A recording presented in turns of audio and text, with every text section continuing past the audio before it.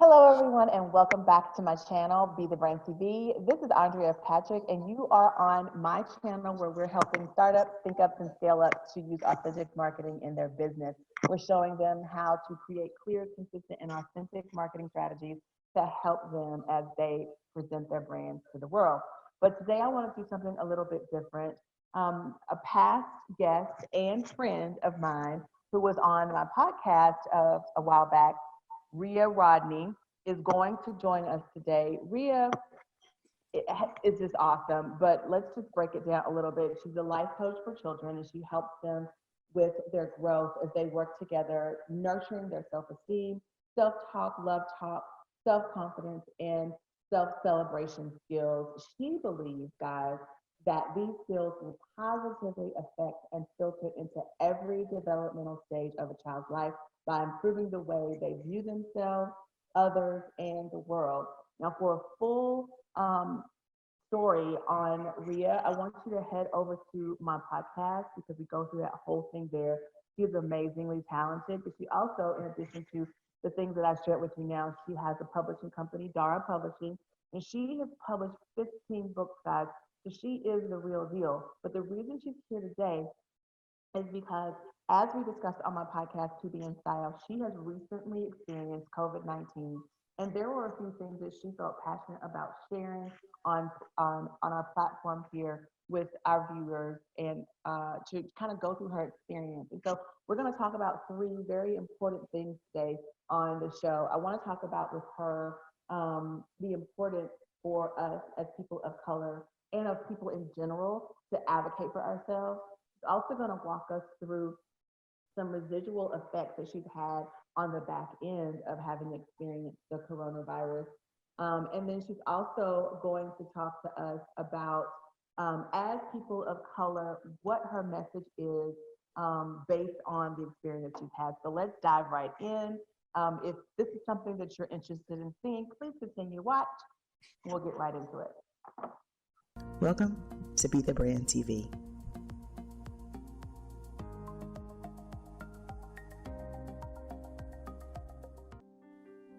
All right. Hi, Reea. How are you? Thank you again. We've had a pretty extensive conversation, but I'm excited to have you over here on Be the Brand TV. So I want to dive right in. How are you feeling? I am feeling great. Thank you so much for having me on your show. I'm just really living in the moment of gratitude, so I'm very thankful. Yes, guys. Like I mentioned in the intro, Reea was a guest on my podcast, TV in Style. And for about an hour, she went through her ordeal with COVID-19, her experience in the hospital, and some things that you may not have heard on the news. So you definitely want to make sure you head over there and take a listen to that. I will have the link down below for you. But for now, I just want her to go through with us, some of these things that she's gone through, some of her experiences in terms of A, being an advocate, B, being a person of color, and C, the back end of this thing, as I mentioned. So let's start with question number one. Reea, what is your message to people of color based on your experience? Well, my message for people of color specifically is to understand that it is sad, but statistically, our numbers aren't looking good. It's not looking good with COVID-19, but before that, we are high with underlying conditions.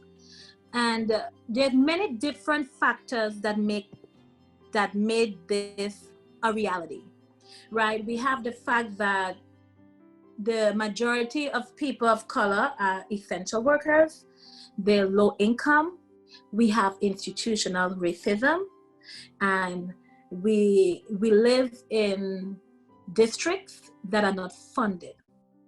In the communities, we don't have healthy foods, and there's so many different things. And also, we have to also take responsibility because there are quite a few of us who don't want to go to the doctor. We are living in this state of paranoia, so we feel everyone is out to get us, and we don't educate ourselves. And all these things combined together cause us to suffer, in the area of health, right? So on a scale of 1 to 10, I would say 7.5 of those things were out of our control, right? But at the end of the day, this is a reality. So for people of color, primarily, we already hit the scale with underlying conditions, right? So we have that to deal with. And at the same time, we are used to not being heard, not being taken seriously. Even what is so ironic is that women of color have the highest death rate in pregnancies. It has nothing to do with the fact that they're unhealthy, but it has to do with the fact that they are not being heard. So as a result, they are dying because when they say they have a pain, when they say something doesn't work well or feel well, they are being asked basically to tough it up. So when we know this history, it is our job, right, to know how to advocate for ourselves. And right? that brings me to the second question, because that was the other part that we felt was so important when we were discussing this interview that we wanted to do. How important is it for us to advocate for ourselves? Just based on what you said, the idea that we have these underlying conditions, and the idea that we don't want to go to the doctor, or we limit going to the doctor because we don't have the money. Maybe we don't have the insurance, because like you said, we are in those lower paying jobs that don't always provide insurance and things of that nature.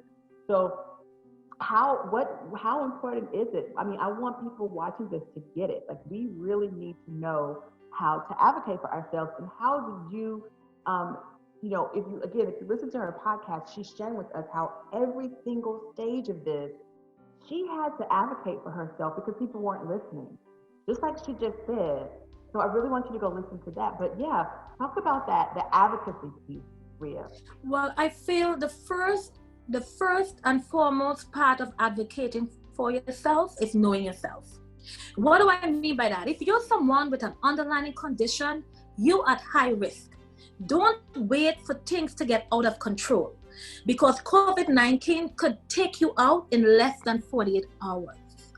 It could literally kill you or put you on the respirator, where your chance of survival is slim in less than 48 hours after you start to exhibit respiratory distress. So know yourself first. Learn your body. Know how my body feels when it's well, when it's not well. Because remember, this disease mimics a flu, and it is now being described as the silent killer. When it decides to show itself up, it is already wreaking havoc in your body for almost 2 weeks. So it's important that you know yourself, right? And if you have an underlying condition, do not wait until it goes from uncertainty to certainty, or bad to worse, right? And for me, it could be too late. For me, like I shared in my podcast with you before, I went through 3 different doctors and then the ER, so 4 times, and I had to really advocate. I did not give up. I knew my body, I knew myself, and I knew that I needed to get that help. That means we have to actually go to the doctor. Yes. We have to get those baseline numbers, so that when we do not feel well and we go back to the doctor, whether it's the emergency room or not, we know that our normal numbers look like this. So we're either too high or we're too low, and we can verbalize that to the doctor so that he knows you know your history. Otherwise, they're gonna do everything based on what normal medical records say. I was watching something on the news. I think Chris Cuomo from CNN was talking about, he was worried about his temperature, and it was saying that he was under 100. But he said, no, guys, my normal resting body temperature is 97 point something. Yes, I remember. So it's still 98 point something. I still have a temperature, even though it's normal for most people. So that is what advocacy looks like for yourself. You have to know your numbers, so that when you get another number to compare to it, you know whether it's okay or if it's not okay. Exactly. And a lot of casualty took place, a lot of people die, and then the statistic changed, right? Or what they thought changed, because before they were saying that elderly people and people with underlying condition. But guess what? If you're someone who don't want to go to the doctor and you don't take care of your health, you could have pre-existing condition and not that be aware you don't even know about. Right, and that's why so many people too are dying, and you're hearing they were healthy, but they're not getting an autopsy to know really what was wrong with them, with what's going on, right? So again, it comes back to the fact that you have to know your health status, right? So it's important that we know our conditions. Now, again, back to advocating now with the healthcare, there are protocols. I've heard people say, I didn't want to go to the doctor because I was scared. I didn't want to go to the hospital because I was scared. We cannot let being scared make us dumb. I'm being honest. You know, we need to be wise. We need to use wisdom, right? And we're also in a place right now where we have telehealth, right? I've been seeing a lot of doctors since I came home, and it's on my iPad. So it's important that if you feel something isn't right, you contact your primary care, right? You could do that via the phone and share your symptoms. So we have that on record. It's important. I want to emphasize too that you talked about having wisdom, but wisdom means you have to have knowledge. You can't have wisdom without knowledge. So the knowledge comes from, like Reea said, knowing yourself. So that's where the knowledge is coming from. We're not saying that you need to know medical terms and stuff. We're saying you need to know when your body is good and when your body isn't. You need to know what medications make you feel, how they make you feel. You need to know whether or not you are allergic to various medications. You need to have self-knowledge so that the wisdom will come when they're asking you to make these decisions, or when you're having to advocate for yourself when you get to a medical emergency. Exactly. And, you know, and also with wisdom, you know, we love to use herbs. We love to go back to natural remedies. And there's nothing wrong with that. I'm an advocate for that. But also in using that wisdom, knowing yourself, knowing your body, understanding when things is changing, you have to be wise to say, okay, now I think this is getting out of my control. I need to go to the doctor. I need to go to the hospital. A lot of people too, and I've been talking to a few of them. I don't want to go to the doctor, and I'm using the orange peel, and I'm using the steam, and I'm using this, and they're sticking it out there, and they're using all these things, and that is okay, but they haven't consulted with their doctor, right? They haven't spoken to someone else. Yeah, there's a story, and then I don't know if you've heard it, but a lot of, I'm talking about the Christians out there who'll say, you know, God's going to heal my body. I don't need a doctor. Well, there is this story that says there was a man up on a roof, and the blood was coming, and it was rising and rising, and you know, a boat came by, and he's like, no, God's going to save me. And then, you know, people came by, no, God's going to save me. A helicopter came by, save me. And then when he finally gets to heaven, he was like, God, I thought you were going to save me. And God said, I sent you people, I sent you a boat, I sent you a helicopter. So we have to remember, God sends us medical staff. Like he puts in people's minds to be a doctor, to want to be a healthcare professional that serves and saves and medicates and heals. So we have to keep that in mind. That's wisdom. That was a wonderful story, and I've heard that before, and I chuckled, you know, because we really do have to use wisdom, and wisdom comes in so many different ways. We have to have knowledge depending on what it is we're talking about. We have to know our bodies. We have to just make the right choices. So for people of color, I urge you, you know, know yourself, know your body, know when it is to say, okay, I need to get help. And once you start to advocate for that help, do not stop. I believe moving forward, getting a test might be much easier, but it wasn't easy in my time. When I actually came back out of the hospital and I came home, Andrea, when I went into the hospital, New York we had like about 100 and something cases and a few deaths. When I came back out of the hospital, we had 47,000 plus cases and nearing 2,000 deaths. And I was, what? It was alarming, right? Scary and it's important. Yes. So when you look at how fast this thing spread, how fast it works, it's important. It's very important that they are aware and know how to advocate for themselves and don't give up. Like I shared to you, I went to the urgent health, I called 311, I went to my doctor, then I went to the ER, and even at the ER, I became an actress. I was Julia Roberts, and I knew how to perform and act. And I took it up a notch, even though I couldn't breathe. Even when they took me serious and they put me in the isolated room, the doctor was still thinking what else it could be before COVID. And you have to know how to advocate. Yes. You have to. Yes, yes. You And know? that brings me to, like, you went through your experience, so now I kind of want to pivot to the end of it. You're out of the hospital, you're home, and you're healing at home. So, you know, there are some residual effects from your experience. Definitely. And I want you to share that with us. So I remember, I just want to backtrack when I'm coming home from the hospital. And I went downstairs and they were sending me home in a lift. My family couldn't come pick me up.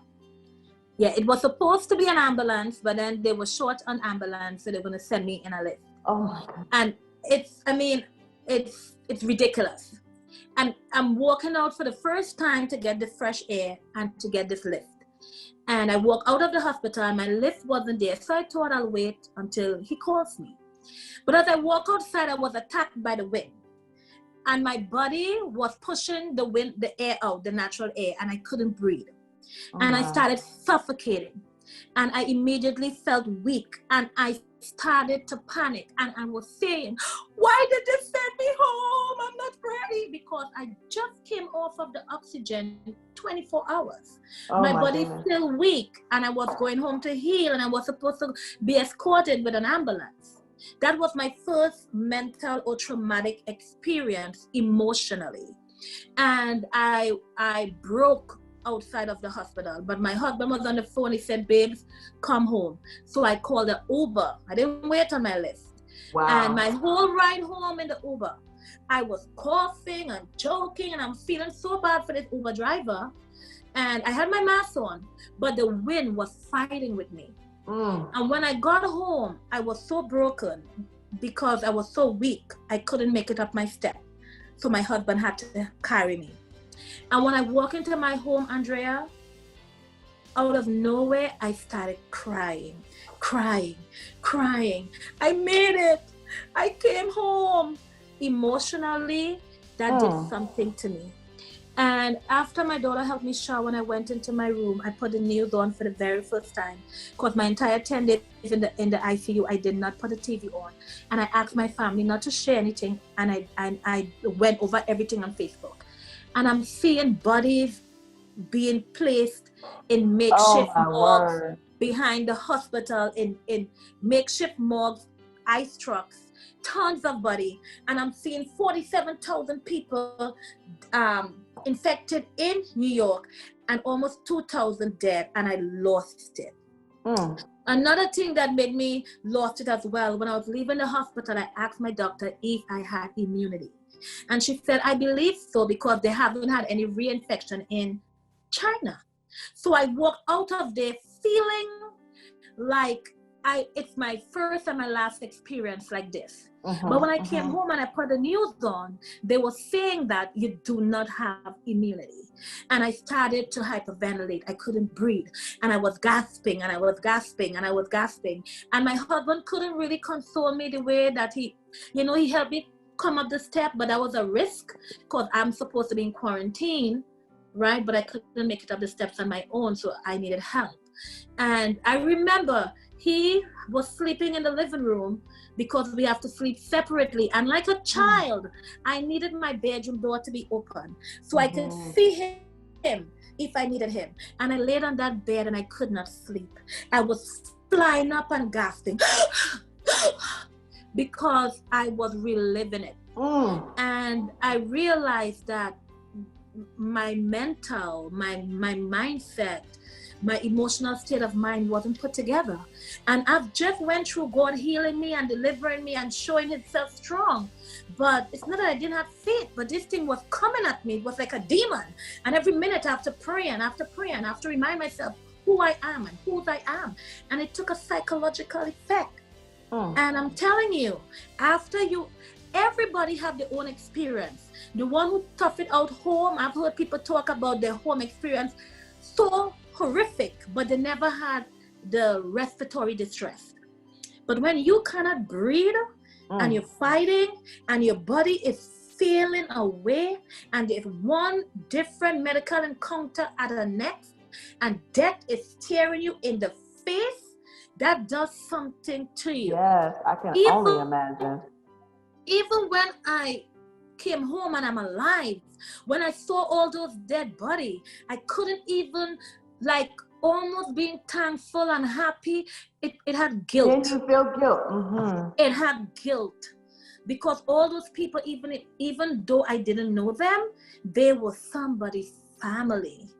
And then too, behind that, Reea, that when I hear you talk about this, and after I heard your experience on the podcast, what I got from it was these people weren't even able to see their family before they passed.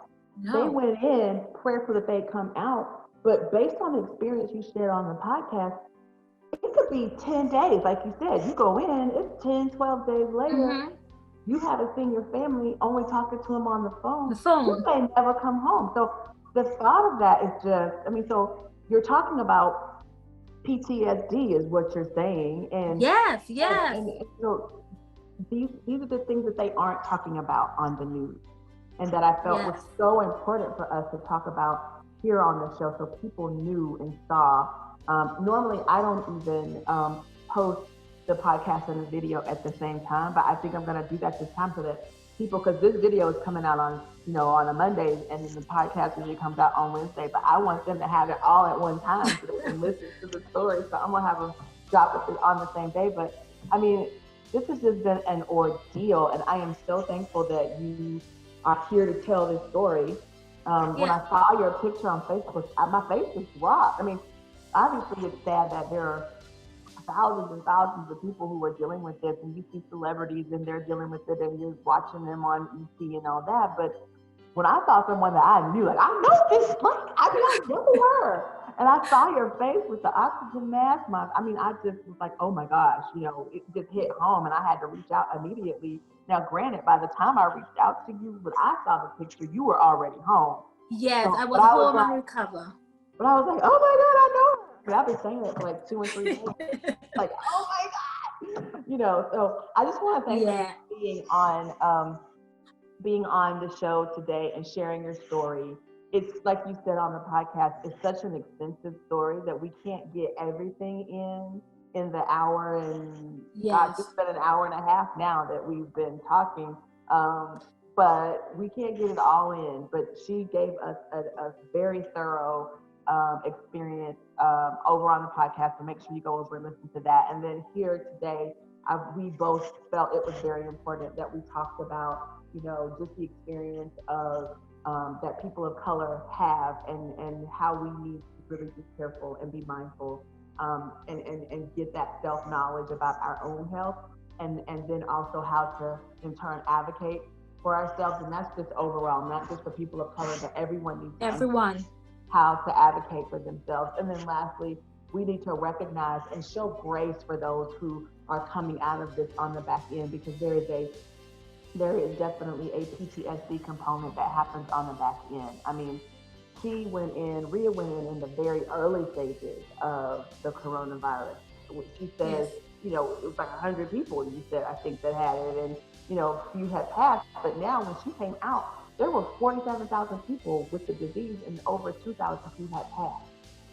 She didn't know that when she went in, and she didn't know it until she got out, guys. So can you imagine the wheels turning in someone's head to know that they, as some people put it, cheated death, that she was brought out of this situation. And I love how she talks about her faith journey throughout this process over on the podcast. So guys, it's just an amazing story. we are just, so thankful that she came out on the other side. I will list all of her information before, because I feel like we should just show her love on the back side of this. So make sure that you are commenting below so that she can see all the love and all the just happiness for her that we can share. So Reea, thank you so much for being on Be the Brand TV. I really appreciate it. And we'll definitely, as more comes up, and if you come up with anything else you want to talk about, we'll have it on the show. No problem. But guys, if you have not already, give this video a big thumbs up. If you've not subscribed already, make sure you're doing that as well, because we are doing big things over here on Be the Brand TV. And again, like we said, leave a comment below. Show Reea some love. Let her know that you are there for her. Over on the podcast, she had 700,000 of people praying for her. Please, let's just show her a comment once on a video. All right, girls, thank you so much. I appreciate having you. Thank you so much for having me. Have a wonderful rest of your day. All right. All right.